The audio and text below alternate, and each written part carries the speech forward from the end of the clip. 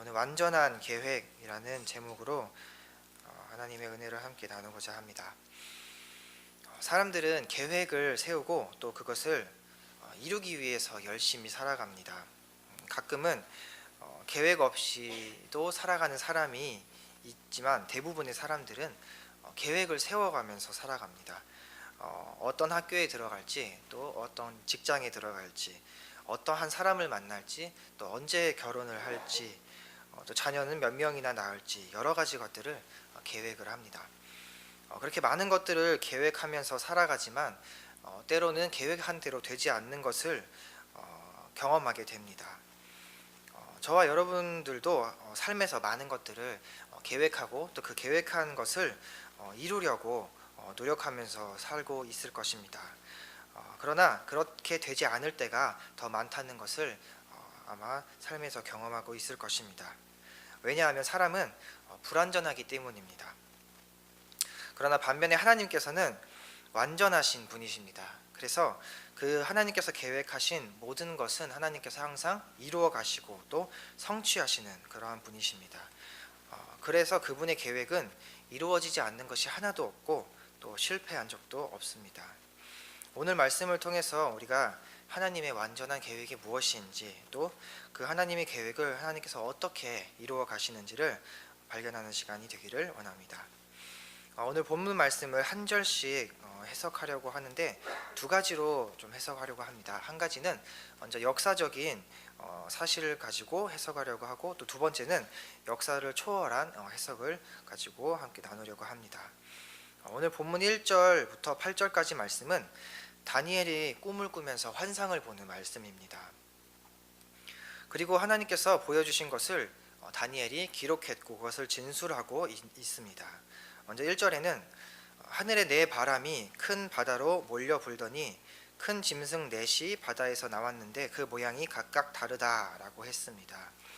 먼저 이것을 역사적 해석으로 살펴보면은 여기서 큰 짐승 넷이라는 것은 세상을 통치하는 네 왕이고 또 바다는 세상을 의미합니다. 세상을 통치할 이 네 왕은 바벨론의 느부갓네살 왕, 그리고 메데와 바사의 고레스 왕, 그리고 헬라의 알렉산더 왕, 그리고 마지막으로 로마의 지도자들을 말하고 있습니다. 이 네 나라는 당시의 세상을 대표하는 강한 나라들이었습니다. 그리고 그 모양이 각각 다르다라고 한 것은 그 각각의 네 나라들이 통치하는 방식과 또 그 나라의 특성이 다른 것을 의미합니다. 또 역사를 초월한 해석으로 살펴본다면 이 하늘의 네 바람이라는 것은 하늘에서 내려온 천사를 의미합니다. 그리고 바다의 네 짐승은 세상을 지배하는 사단을 이야기합니다. 다시 말해서 하늘의 천사들과 세상의 마귀들이 싸우고 있는 모습입니다. 스가랴 선지자는 이 네 바람을 네 병거가 일으키는 하늘의 네 바람이라고 이야기합니다. 스가랴 6장 1절에서 5절 말씀에 보면 천사가 스가랴에게 네 병거에 대해서 설명하는 장면이 나옵니다. 여기에 보면은 또한 에스겔서에서는 이 천사들을 네 생물이라고도 표현을 합니다. 이 네 생물은 하나님을 가장 가까이에서 하나님을 보좌하는 천사들을 이야기합니다. 그래서 이 네 바람이 큰 바다로 몰려 불더니 큰 짐승 넷이 바다에서 나왔다라는 것은 천사들이 사단을 바다에서 그리고 세상에서 나오도록 끌어올렸다라는 이야기입니다.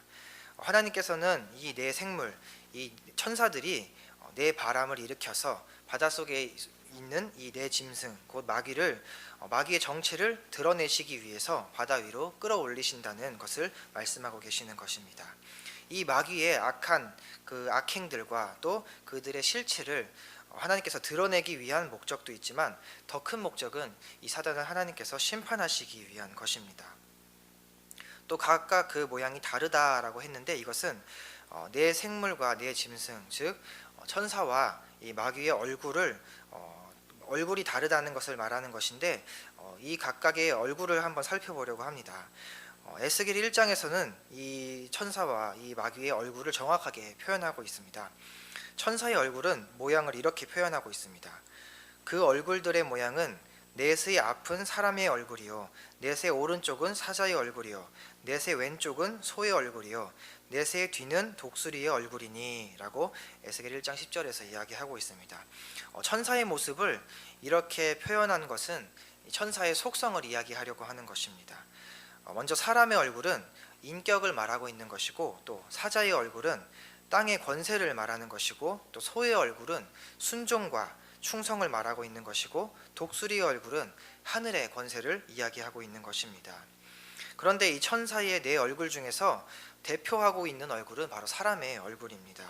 왜냐하면 지식과 지혜를 갖춘 그런 인격적인 존재라는 것을 의미하기도 하고, 또한 우리 성도들에게 천사가 곁에서 돕고 또 하나님께서 돕게 우리에게 보내주셨기 때문에 친숙한 사람의 모습을 하고 있는 것입니다. 그래서 천사가 사람의 형상으로 보이는 것입니다. 그리고 네 번째, 네 짐승의 얼굴은 바로 마귀의 얼굴입니다. 이 마귀의 얼굴은 천사의 얼굴과는 다릅니다. 이 마귀의 얼굴을 어떻게 표현하고 있냐면은 사자를 제외하고 나머지 세 얼굴은 모두 바뀌어 있습니다. 사람의 얼굴은 뱀의 모습으로, 그리고 소의 얼굴은 곰의 모습으로, 또 독수리는 표범으로 표현을 하고 있습니다. 이것은 마귀의 속성을 이야기하고 있는 것인데, 곰의 얼굴은 불순종과 대적을 말하는 것이고, 또 표범의 얼굴은 땅의 권세를 말하고 있는 것이고, 뱀의 얼굴은 패역과 거짓을 말하고 있는 것입니다. 그리고 4절에서는 네 짐승에 대해서 설명하고 있습니다. 이렇게 이야기하고 있습니다. 첫째는 사자와 같은데 독수리의 날개가 있더니 내가 보는 중에 그 날개가 뽑혔고 또 땅에서 들려서 사람처럼 두 발로 서게 함을 받았으며 또 사람의 마음을 받았더라 라고 4절에 이야기합니다. 이것을 먼저 역사적인 해석으로 본다면 이 첫째 짐승은 바벨론을 이야기하고 있는 것입니다. 바벨론은 초기에는 독수리의 날개처럼 강했습니다. 그런데 서서히 약해지는 것을 볼 수 있는데, 이것을 의미하고 있는 것입니다. 그리고 힘센 사자가 연약한 사람처럼 두 발로 서게 된다는 것을 의미합니다. 다시 말해서 이 바벨론이 처음에는 강한 나라였지만 마지막에는 메대와 바사에 의해서 힘없이 무너진다는 것을 이야기하고 있습니다. 또 역사를 초월한 해석으로 본다면 이것은 천사가 타락해서 마귀가 된다는 것을 이야기하고 있습니다. 사자와 같은데 라고 하는 것은 사자처럼 보이는데 라는 의미입니다. 즉 마귀가 천사의 얼굴을 하고 있는 것입니다. 독수리의 날개는 원래 천사의 날개로 표현하고 있습니다. 그런데 이 날개가 뽑힌다는 것은 천사가 마귀가 된다는 이 증거입니다. 또 사람처럼 두 발로 서게 되고 사람의 마음을 받았다라는 것은 원래 천사였던 시절에 그 사람의 형상이 파괴되고 또 짐승의 형상이 된다는 것입니다. 그리고 짐승이 사람의 흉내를 내고 있다는 것입니다. 그래야 이 인격적인 천사처럼 이 마귀가 사람에게 다가가서 사람을 미혹할 수 있기 때문입니다. 그리고 이어서 5절에서는 네 짐승 중에서 둘째 짐승에 대해서 이야기하고 있습니다. 이렇게 말하고 있습니다. 둘째는 곰과 같은데 그것이 몸 한쪽을 들었고 그 입의 이사이에는 새 갈빗대가 물렸는데 그것에게 말하는 자들이 있어 이르기를 일어나서 많은 고기를 먹으라 하였더라. 먼저 이것을 역사적인 해석으로 본다면 둘째 짐승은 곰인데, 곰은 메대와 바사 나라를 의미합니다. 몸 한쪽을 들었고 라는 것은 이 바사가 이 메대를 정복하고 통합시킨 것을 의미합니다. 그리고 그 입의 이사이에는 새 갈빗대가 물렸는데 라는 것은 이 바사 제국이 이 고레스 왕의 리디아와 또 바벨론과 애굽을 정복한 것을 의미합니다. 그리고 뒤에 이어지는 말씀은 이 바사 제국의 끝없는 탐욕, 그리고 이 정복의 사업을 이야기하고 있는 것입니다. 이것을 또한 역사적으로 초월한 해석으로 본다면 천사의 그 소의 얼굴이 마귀의 얼굴, 곰의 얼굴로 바뀐 것을 의미하는 것입니다. 곰은 아까 탐욕과 불순종을 의미한다고 했습니다. 입에 있는 갈빗대를 먹을 때 한쪽 몸을 들고 먹는 것을 말하는 것인데, 이것은 입에 새 갈빗대가 물려 있는데도 불구하고 먹이를 빼앗기지 않으려고 주위를 살피면서 경계하는 이러한 곰의 모습을 설명하고 있는 것입니다. 또 입에 이 갈빗대가 3개나 있다는 것은 이 마귀의 탐욕이 얼마나 큰지를 설명하고 있는 것입니다. 또한 그것에게 말하는 자들이라는 것은 마귀의 얼굴 중에서 곰을 제외한 이 새 얼굴을 말하는 것인데, 이 새 얼굴이 이 곰에게 이렇게 말하고 있는 것입니다.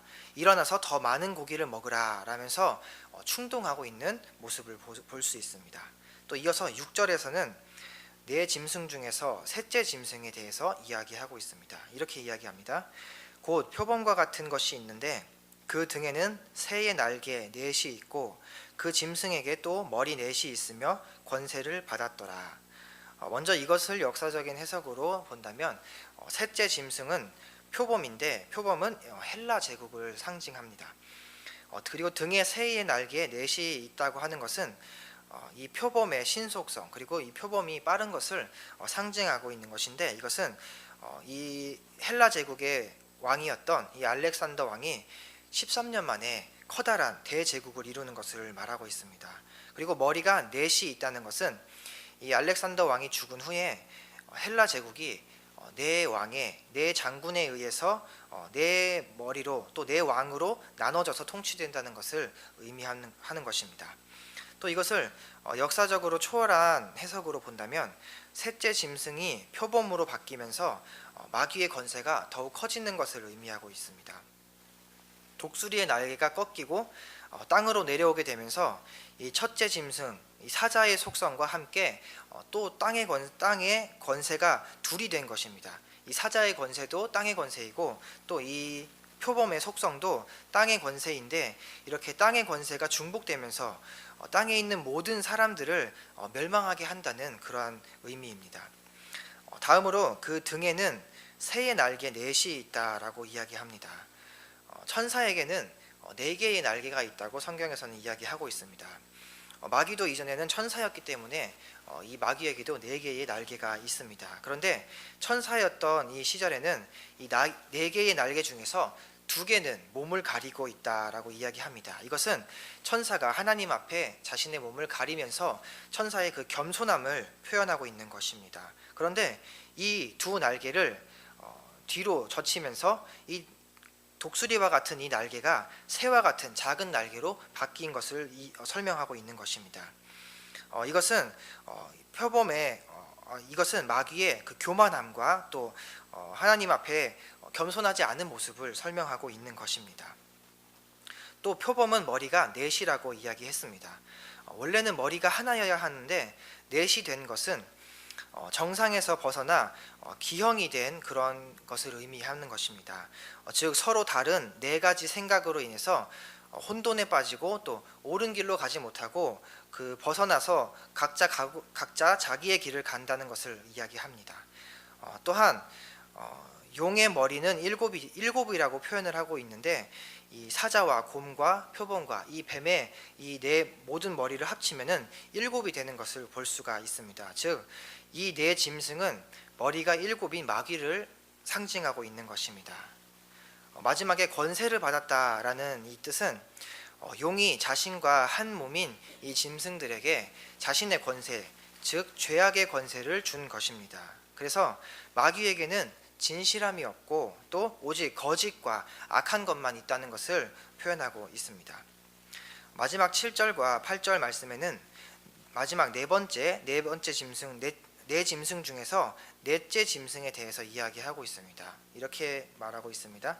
넷째 짐승은 무섭고 놀라우며 또 매우 강하며 또 쇠로 된 큰 이가 있어서 먹고 부서뜨리고 그 나머지를 발로 밟으며 이 짐승은 전의 모든 짐승과 다르고 또 10뿔이 있더라. 먼저 이것을 역사적인 해석으로 본다면 넷째 짐승은 로마를 표현하고 있습니다. 이 당시 로마는 가장 강한 나라였습니다. 첫 번째 짐승인 바벨론, 이 바벨론은 둘째 짐승인 메대와 바사에 의해서 정복을 당하게 되고 또 이 메대와 바사는 셋째 짐승인 헬라에게 정복을 당합니다. 그리고 이 헬라는 넷째 짐승인 로마에게 멸망을 당합니다. 8절에 보면은 작은 뿔이 나오는데 이 작은 뿔은 로마의 황제인 그 옥타비아누스를 이야기하고 있습니다. 이 작은 뿔인 로마는 새 뿔인 시리아와 그리고 이스라엘 그리고 이집트 이 세 나라를 통합하면서 통일 로마 시대를 만들고 로마가 최초로 황제의 자리에 앉는 것을 이야기하는 것입니다. 이 시대의 로마는 세계를 다 통합하고 또 하나님을 모독하면서 예수 그리스도를 십자가에 못 박으면서 또한 성도들을 핍박하는 일을 합니다. 만약에 이스라엘이 이 로마의 지배를 받지 않았다면 아마 예수님께서는 로마 군대에 의해서 죽지 않으시고 그냥 이스라엘 사람들에게 돌에 맞아서 죽으셨을 것입니다. 그리고 십자가에 못 박히시지도 않으셨을 것입니다.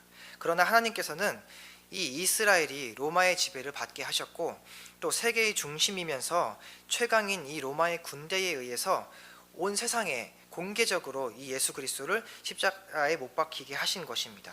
왜냐하면 이 통일 로마 제국을 도구로 삼아서 십자가에 못 박히신 예수 그리스도를 십자가의 이 복음을 온 세계에 전파하기 위한 계획을 세우셨기 때문입니다. 그 당시에 전 세계에서 소식을 가장 빠르게 전할 수 있는 나라가 바로 이 로마였습니다. 모든 길은 로마로 통한다라고 할 만큼 이 로마는 강한 나라였고 또 그 때문에 로마에서 일어난 아주 사소한 일까지도 짧은 시간 안에 온 세상에 알려지는 그러한 시대였습니다.